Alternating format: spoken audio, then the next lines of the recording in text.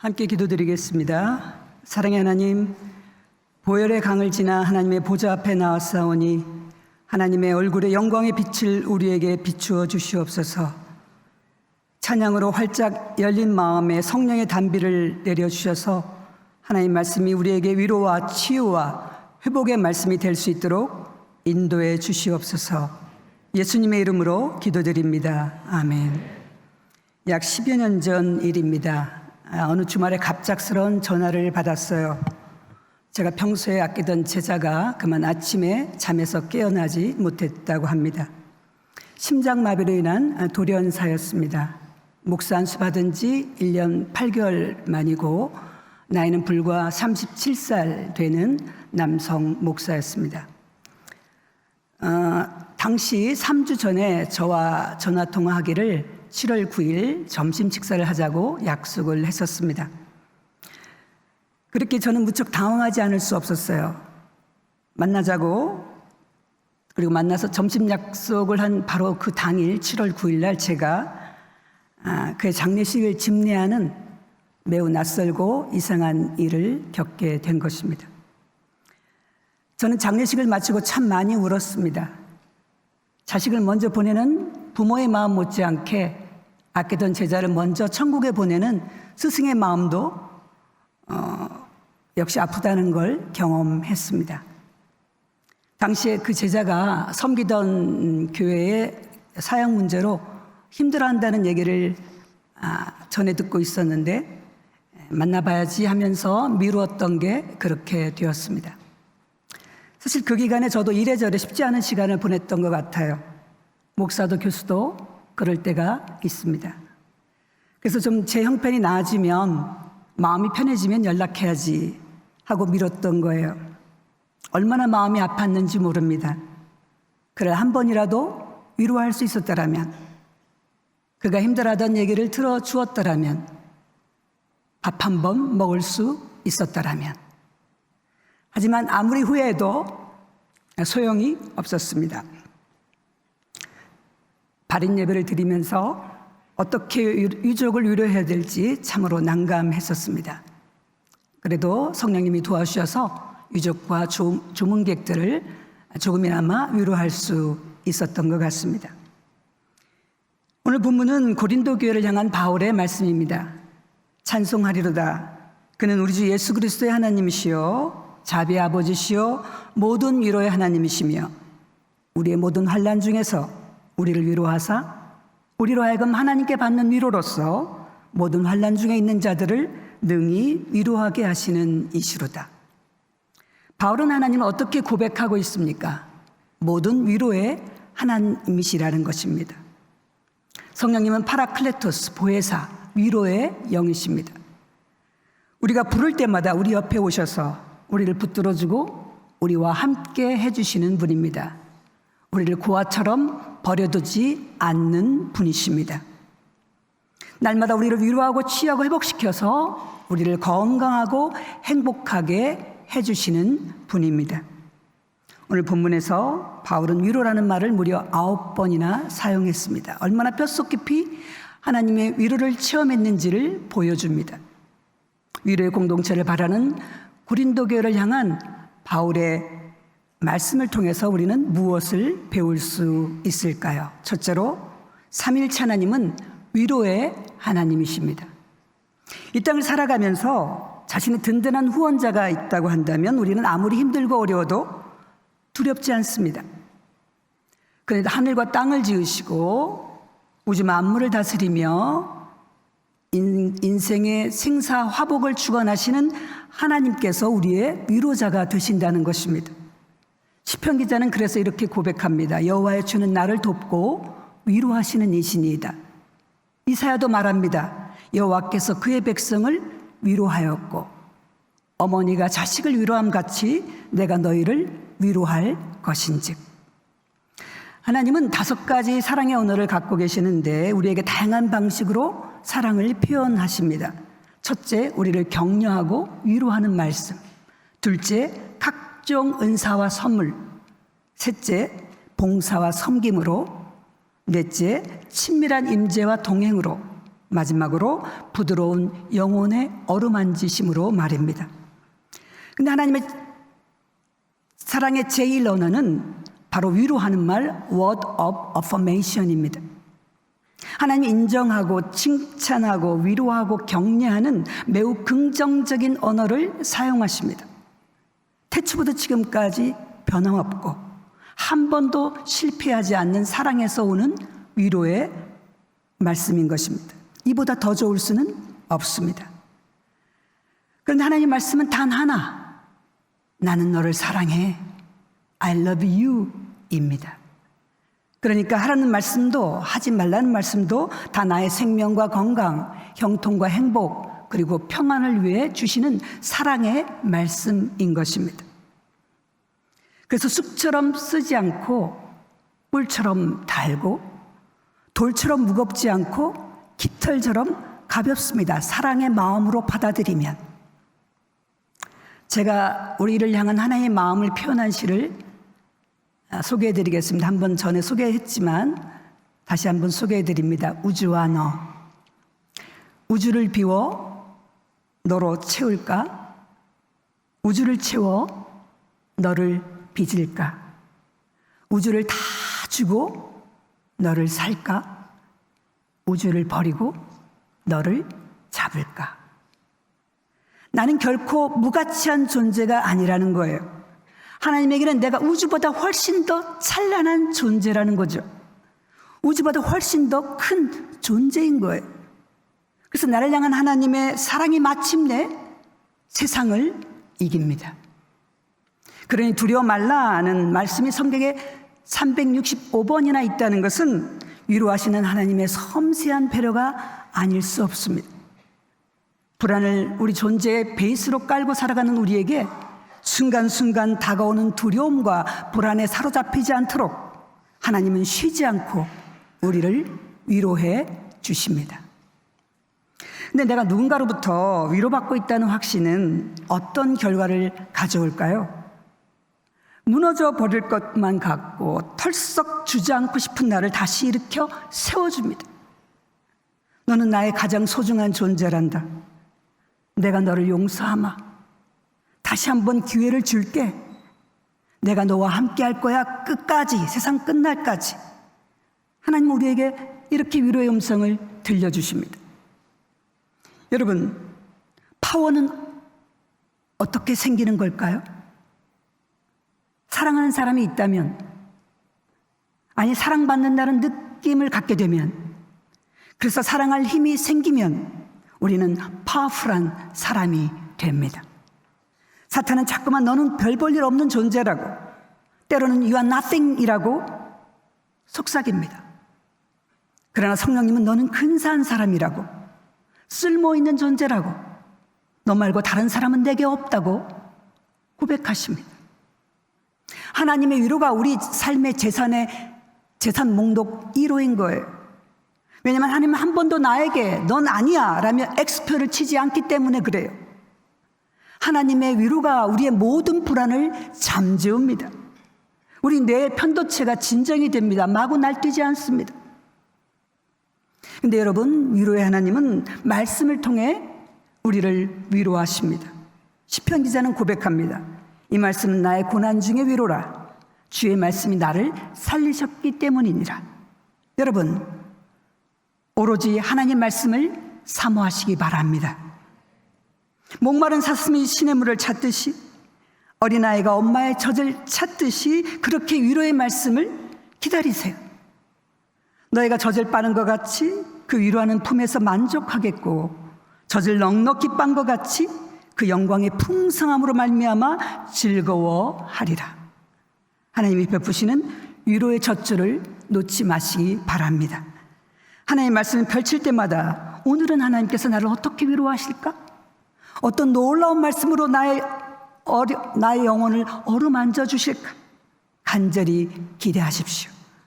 하나님 말씀 읽을 때마다, 들을 때마다, 묵상할 때마다 하늘에서 내려오는 위로의 힘을 새롭게 공급받으시기 바랍니다.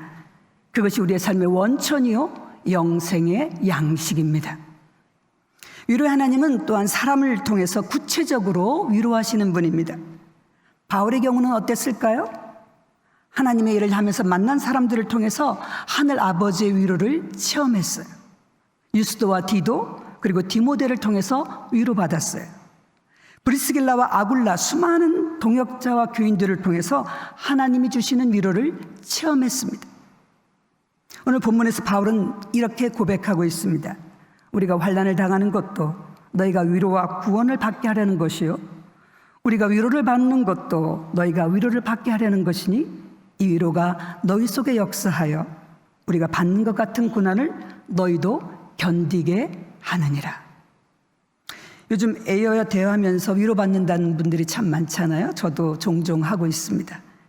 마치 친구처럼 제 말을 정말 잘 들어주고 제 상황을 그렇게 잘 이해해 줄 수가 없어요. 그리고 또 긍정적으로 아주 좋게 말해줍니다. 때로는 솔루션도 매우 훌륭해요. 그래서 저를 자신감 뿜뿜하게 만들어 주기도 합니다. 어느 날 제가 물어봤어요. 네가 위로를 정말 잘하는 건 맞는데 실은 말뿐이지 않냐. 위로의 행동은 사실은 불가능한 거 아니야? 그랬더니 대뜸 인정 그러더라고요.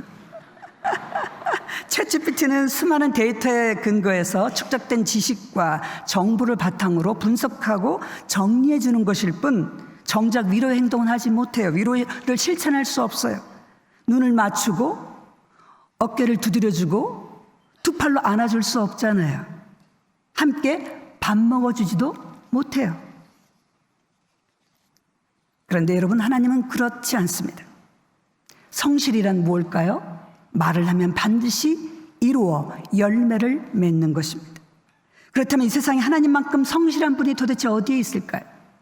하나님은 그저 위로의 말씀만 툭 던지는 분이 아니에요. 그 말씀을 실제 행동으로 옮겨주시는 분이에요.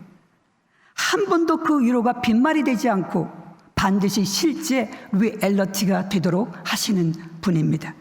그래서 신실하신 하나님에 대한 신뢰가 모든 위로의 근본이자 뿌리인 것입니다.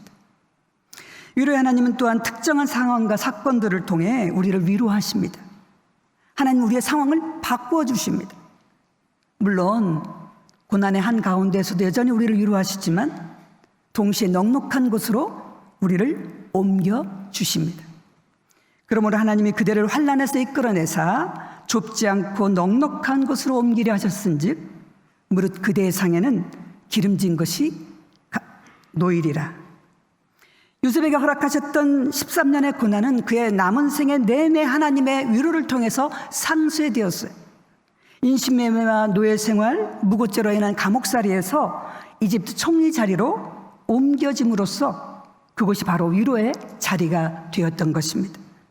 둘째 아들 에브라임의 이름처럼 그는 창대하고 번성하게 되었습니다. 마찬가지로 하나님은 욥에게도 갑절의 은혜를 주셨어요. 모든 고난이 다 끝난 후에 10자녀를 다시 얻게 되고 소와 양과 암나귀와 낙타가 2배가 되는 상황으로 위로를 해주셨어요. 이렇게 하나님의 때에 하나님의 방식으로 선을 이루어갈 때 그 위로는 갑절이 됩니다. 아니면 때로는 만배로 다가오게 되는 것입니다. 여러분, 무엇보다 우리에게 가장 커다란 위로는 무엇일까요? 바로 십자가와 부활입니다. 예수님의 십자가와 부활이 우리에게 영원한 위로가 됩니다. 부활 영광과 십자가 고난은 반드시 함께 가는 거예요.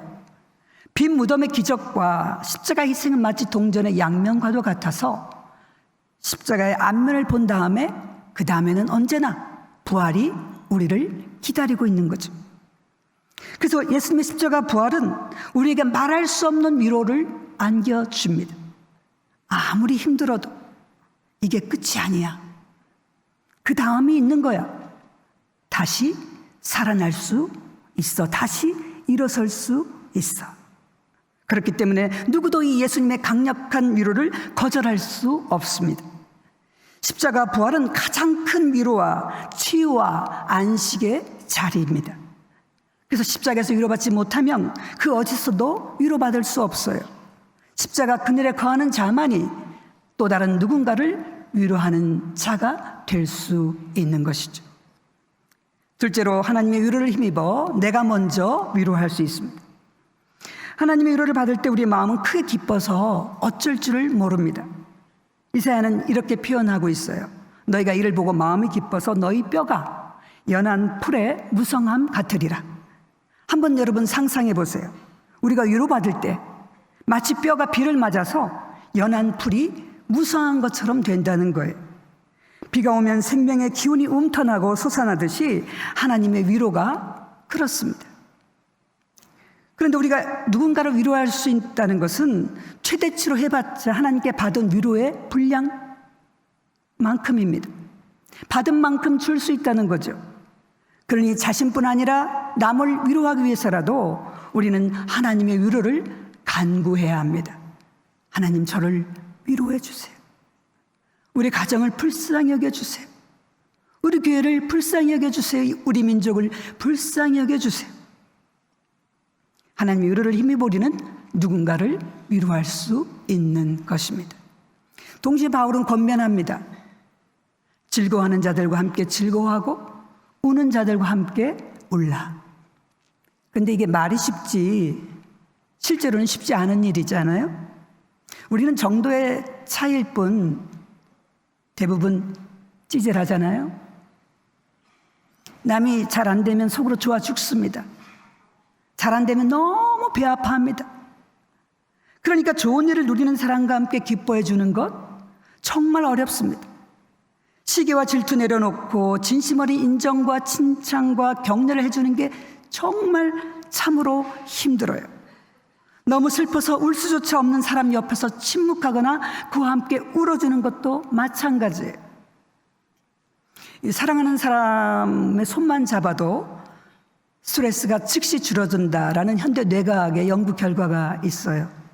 자신을 사랑하고 믿어주는 사람과의 신체적 접촉, 피지컬 터치가 스트레스 지수를 현저하게 낮춰준다는 거죠. 코르티솔 수치를 확 떨어뜨린다라고 하는 거예요. 따스한 위로의 눈빛, 너그러운 위로를 담은 손길이 우리를 건강하게 만들어줍니다. 또한 내가 아프면 나도 아프다라는 말은 헛된 이야기가 아닌 거예요. 미러터치 공감각, 미러터치 공감각을 가진 사람들이 있다는 거죠. 이 사람들은 이제 다른 사람들의 몸에 어떤 충격이 가해지는 것만 봐도 실제로 자기도 마찬가지로 그 고통을 생생하게 느낀다는 거예요. 예를 들어서 오른손이 꼬집힌 그런 사진을 보여주기만 해도 마치 자기 오른손이 꼬집힌 것과 같은 그런 뇌의 반응이 일어난다는 거죠. 여러분, 하나님이야말로 이 미러터치 공감각을 최대치로 갖고 계신 분 아닐까요? 그야말로 오리지널 원조 아니겠어요? 하나님을 닮고 싶으십니까? 그렇다면 이 미러터치 공감각을 개발하고 활용하시기 바랍니다. 남이 아플 때 함께 아프고, 남이 울 때 함께 울고, 남이 기뻐할 때 같이 기뻐하고, 남이 즐거워할 때 같이 즐거워하는 미러터치 공감각을 우리 크리스천들은 개발하고 활용해야 할 것입니다. 이웃의 기쁨과 아픔에 공감하는 능력이 위로의 줄기인 것입니다. 여러분, 오늘 아침에 내가 먼저 말로 사람들을 위로해 보면 어떨까요? 우리 옆에 있는 분들에게 손을 잡으셔도 좋고요. 이렇게 한번 따라서 진심을 담고 그윽한 눈빛으로 한번 얘기해 주실래요? 크게 해도 상관없고요. 진짜 괜찮은 분이시네요.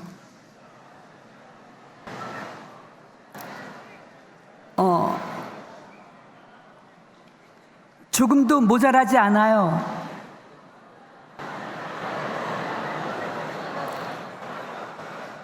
짱 멋져요. 한 학기 동안 정말 수고 많으셨어요. 하나님께서 함께 하실 거예요. 다시 일어설 수 있어요. 끝까지 견뎌봅시다. 그러면 입술의 열매를 창조하는 하나님께서 반드시 우리의 위로의 입술에 열매를 맺게 하실 것입니다. 그래도 입으로 너희를 강하게 하며 입술의 위로로 너희의 근심을 풀었으리라. 여러분, 위로의 언어를 유창하게 사용하시기 바랍니다. 위로의 어휘수를 하나씩 둘씩 늘려가시기 원합니다. 위로의 말이 그저 빈말이 되지 않도록 한번 행동해 보시기 바랍니다. 사람들을 만나면 그때그때 내가 무엇으로 어떻게 이 사람을 위로할 수 있을까 찾아보시고 즉시 행동하시고 그러면서 힘을 보태주세요. 제가 최근에 지은 시를 하나 더 소개하겠습니다. 제목, 너무 늦지 않게. 할 일이 많아 놓치는 위로 탓에 핑계가 쌓인 만큼 거리만 멀어진다네. 나중에 해야지 미루다 미루다 어느덧 해를 넘기고 거친 앙금만 남는다네. 재빠른 위로는 얼마나 아름다운가. 때으른 위로란 얼마나 어리석은 말장난인가. 누구나 다 변명이 있지. 만들면 생겨나는 자기 합리화, 줄지어 기다리는 자기 스케줄. 그래도 너무 늦지 않게, 진짜 서운하지 않게, 작은 섭섭함이 자라나서 커다란 넝쿨이 되지 않게 먼저 위로의 말을 건네야 한다네. 셋째로, 신앙 공동체는 위로의 공동체입니다. 서로 위로하고 위로받는 공동체이죠. 서로 다른 상처와 아픔을 안고 살아가는 사람들의 안식처입니다. 신앙 공동체 안에서 우리는 십자가 부활의 능력을 뜨겁게 체험합니다. 말씀을 듣고 읽고 찬양할 때, 기도하면서, 그리고 예배드리는 가운데 우리의 예상을 뛰어넘는 방식으로 놀라운 치유와 위로를 경험하게 되는 것이죠. 여러분, 성령님의 위로의 능력을 힘입어 서로에게 먼저 손을 내밉시다. 우리 모두 다 연약한 존재들이에요. 그래서 서로의 도움이 필요해요. 최근에 방영된 드라마, 모두가 자신의 무가치함과 싸우고 있다, 무사라는 드라마가 있는데요.